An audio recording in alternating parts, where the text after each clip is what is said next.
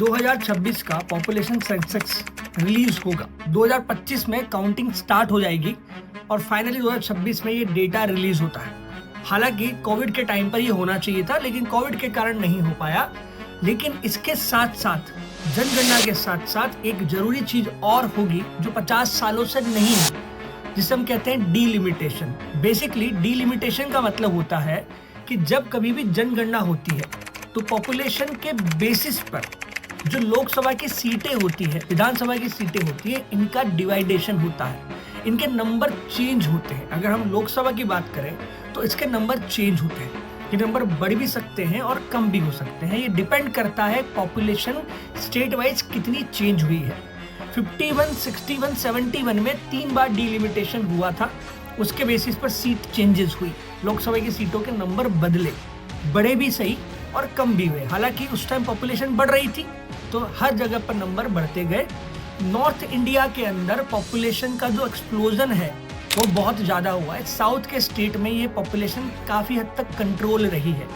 अब सोचिए, जब 2026 में डीलिमिटेशन होता है तो उस कंडीशन में क्या होगा। सोचिए, अगर डीलिमिटेशन के बाद जो नंबर निकल के आता है वो डेफिनेटली ज़्यादा कहाँ का होगा, नॉर्थ के स्टेट का होगा। अगर मैं एग्जांपल लेता हूँ यूपी का, बिहार का, तो यहाँ पर पॉपुलेशन बहुत ज़्यादा एक्सप्लोड हुई है। ये एक एग्जाम्पल है, आप नॉर्थ के बाकी स्टेट के बारे में भी चेक कर सकते हैं, लेकिन मैं आपको एक एग्जाम्पल बता रहा हूँ। अब सोचिए, ऐसे में तमिलनाडु को अगर कंपेयर करें यूपी से, तो यूपी में करंट सीटें हैं अभी 80 लोकसभा के अंदर और तमिलनाडु में है 39 सीटें।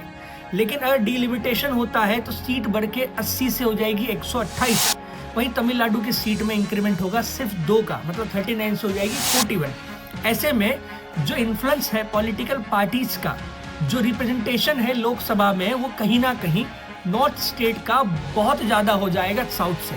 अब यही चिंता के चलते साउथ में जो तमिलनाडु के सीएम हैं एम.के. स्टैलिन, उन्होंने कहा है कि हमें डीलिमिटेशन से नुकसान होगा, साउथ के स्टेट को नुकसान होगा। हालांकि अमित शाह जी ने बोला कि ऐसा कुछ नहीं होगा। हम श्योर करते हैं कि साउथ के जो स्टेट्स हैं उनकी सीट्स कम ना हो।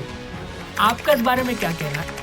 आपको क्या लगता है डीलिमिटेशन का फायदा एक्चुअली किस जोन को ज़्यादा होगा, किसको नुकसान हो सकता है, और क्या वो तरीका हो सकता है जिससे इसे बाईपास किया जा सके? वो क्या तरीका है ताकि बीजेपी साउथ के स्टेट्स को खुश भी रखे, उनका नुकसान भी ना हो और साथ ही साथ डीलिमिटेशन भी हो जाए?